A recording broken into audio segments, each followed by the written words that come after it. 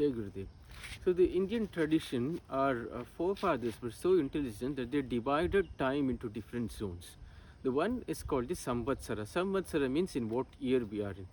And they divided the Samvatsara into two parts. One is the Uttarayana and another is the Dakshinayana. We call it Ayana. So from 14th of Jan or typically 15th of Jan, when sun goes to the sign of Capricorn, we call it Makara Sankranti. We celebrate it as Makara Sankranti. That means the winter is going away, and now the spring and summer season is starting on. Now you gradually notice that the sun takes the northward direction. Therefore, it is called Uttarayana. It is actually not the sun moving to northward direction, but the earth rotating, earth changing its axis. Earth revolving and rotating around its axis, tilting around its axis, so to say. And then the Sankranti, the house of Capricorn is ruled by Saturn.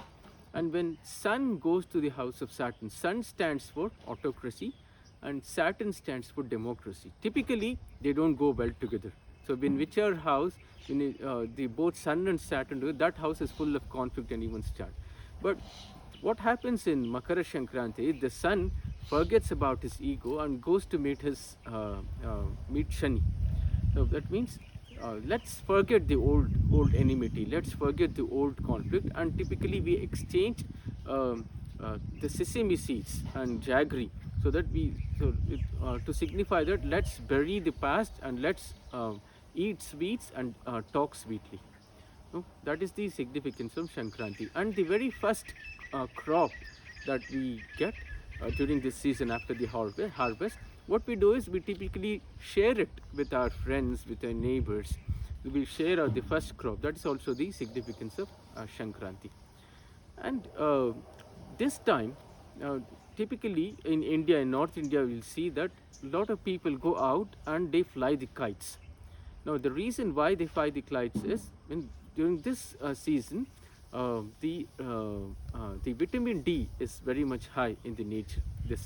The sun gives lot of vitamin D. So when we stand in the sun and when we fly kites, we absorb lot of vitamin D. So that is another significance of flying the kites.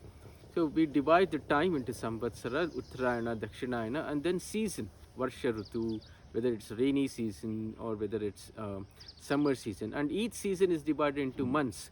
And months are divided into fortnights, Krishna Paksha, Shukla Paksha. And every fortnight is further divided into the weekday, Vara, and then Tithi, Nakshatra follows.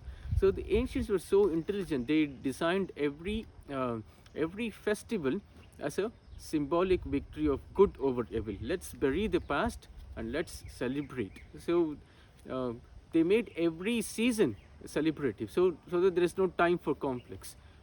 When we just sit idly, then that is when the mind starts looking for conflicts.